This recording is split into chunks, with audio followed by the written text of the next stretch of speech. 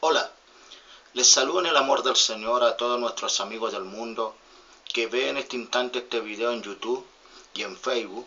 Con ustedes les habla el hermano René Villegas, un predicador y ministro de alabanza en la obra de Dios, sirviendo aquí en este hermoso país llamado Chile, deseando que a través de este video Dios les dé un hambre por la palabra de Dios y un celo por defender las verdades fundamentales de la doctrina cristiana.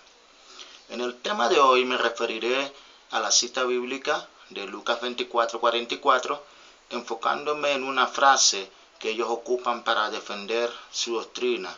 Dice lo siguiente: y les dijo, estas son las palabras que os hablé, estando aún con vosotros, que era necesario que se cumpliese todo lo que está escrito de mí en la ley de Moisés, en los profetas y en los salmos.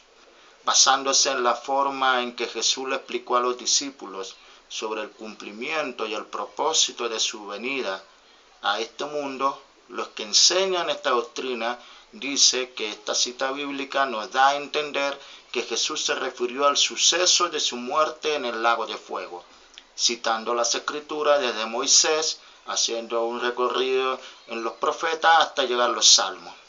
Pero, ¿será cierto que Jesús enseñó esta doctrina a sus discípulos después de haber resucitado de entre los muertos?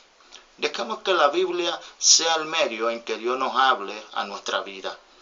Cada vez que se hace referencia a Jesús en el cumplimiento profético de su venida, no hay un indicio sobre su muerte en el lago de fuego en el Nuevo Testamento.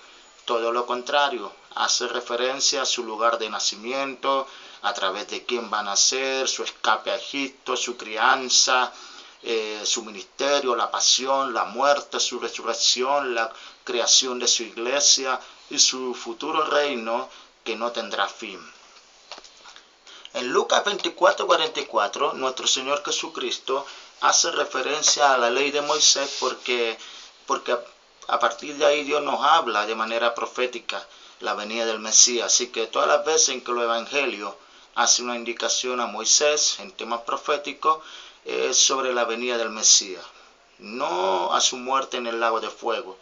De hecho, cuando Jesús habló de un suceso en los escritos de Moisés, lo hizo para hacer referencia a su obra salvadora en la cruz de Calvario. Eso lo vamos a ver más adelante. Empezaré leyendo en el Evangelio de San Juan capítulo 1, versículo 43 en adelante.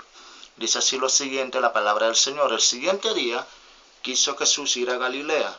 Halló a Felipe y les dijo, sígueme. Felipe era de Betsaida, la ciudad de Andrés y Pedro, y este versículo, el 45, es clave para este estudio. Felipe halló a Natanael y le dijo, hemos hallado a aquel de quien escribió, mira lo que dice ahí, Moisés en la ley, así como los profetas, a Jesús, el hijo de José de Nazaret.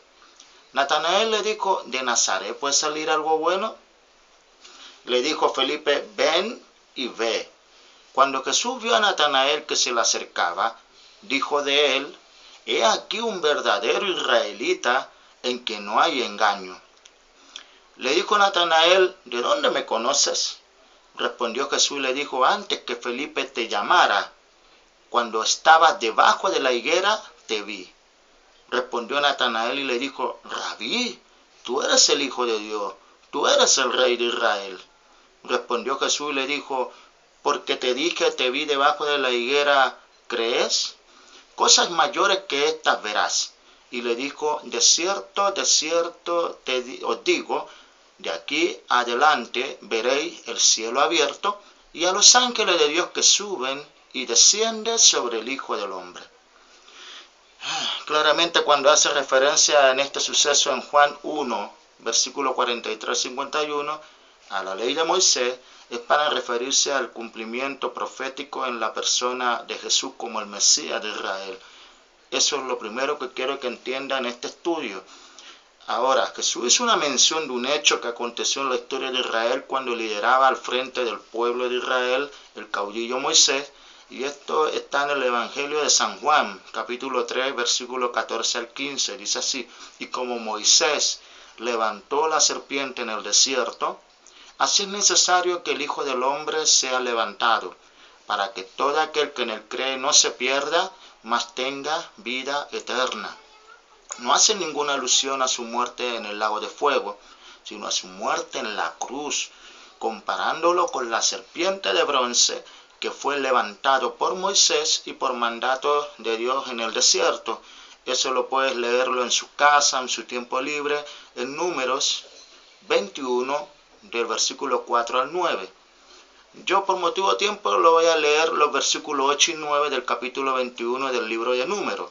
Dice así: Y Jehová dijo a Moisés: hazte una serpiente ardiente y ponla sobre un asta, y cualquiera que fuere mordido y mirare a ella vivirá.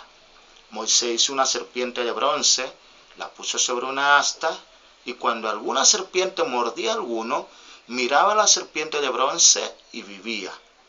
Jesús comparó dicho suceso con su muerte en la cruz y el beneficio que traería en creer en esa obra redentora.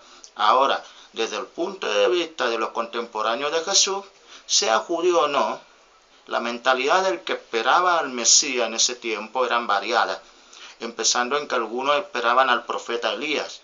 De hecho, cuando Juan el Bautista murió, algunas personas pensaban que Jesucristo era Juan el Bautista resucitado, o alguna personificación de algún profeta del Antiguo Testamento también resucitado. Eso lo pueden leerlo allá en sus casas en Lucas capítulo 9, versículo 19.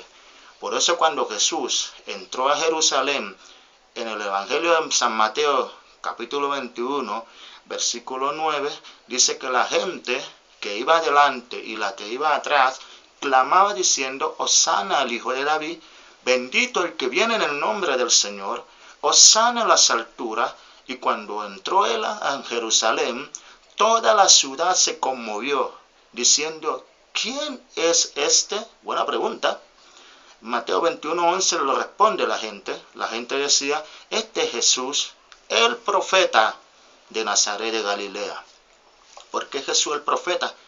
Porque Moisés dijo en Deuteronomio capítulo 18, versículo 15 en adelante, dice en forma singular, no dice en plural, dice: profeta de medio de ti, de tus hermanos. Ese iba a ser un judío, un profeta, como yo, es decir, tan poderoso como Moisés, te levantará Jehová tu Dios, a él oiréis, conforme a todo lo que pediste a Jehová tu Dios en Horeb el día de la asamblea, diciendo: no vuelva yo a oír la voz de Jehová mi Dios, ni vea yo más este gran fuego, para que no muera.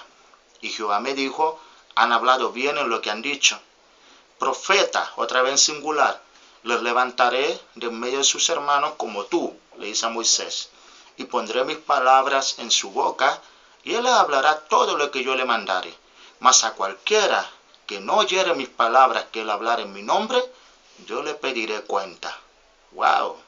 Está más que claro que cuando Jesús hace referencia a Moisés sobre su persona, lo hace en un sentido sobre el cumplimiento profético del Mesías como Salvador.